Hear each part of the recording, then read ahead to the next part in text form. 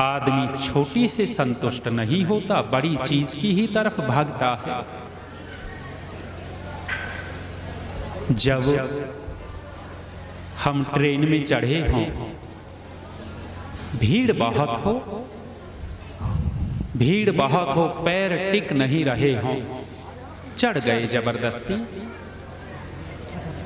और चढ़ करके एक टांग पर खड़े थे। मन में विचार आया कि भगवान दूसरी टांग भी टिकवा दे। जब ट्रेन चली, सवारियां हिली डुली, थोड़ी सी छीड़ हुई, दूसरी टांग टिक गई। अब दूसरी टांग टेक ली है तो थोड़ी देर बाद फिर मन में विचार आया कि भगवान सीट दिलवा दे, चाहे 4 उंगल ही मिल जाए, आधा सा टिका लूंगा अपना। और थोड़ी देर के बाद कोई व्यक्ति निकला और थोड़ी सी सीट मिल गई इसको। सीट मिली तो फिर मन में कल्पना आई कि आधा टिका हुआ हूं, पूरा टिका दे। अब कुछ देर के बाद पूरा भी टिक गया।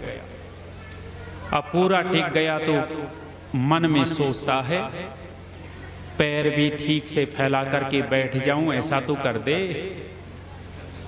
और कुछ देर के बाद एक सवारी निकली, इसके पैर भी फैल गए।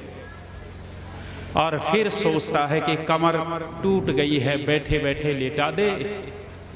और पूरी सीट खाली हो गई और पूरी सीट पर पैर फैला करके लेटा हुआ है।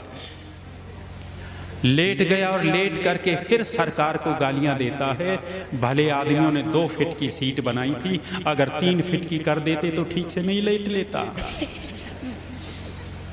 थोड़े में संतुष्ट नहीं होता, ज्यादा ज्यादा चाहता है।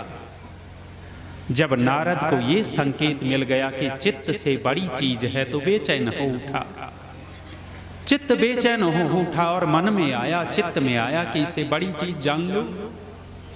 निवेदन किया ऋषि सनत कुमार से कि ऋषिवर, मुझे इससे बड़ी चीज का उपदेश कर दो। महर्षि सनत कुमार कहने लग गए कि नारद, इस चित्त से बड़ी चीज है ध्यान। जो लोग ध्यान करते हैं वे अपने चित्त को संभाल पाते हैं।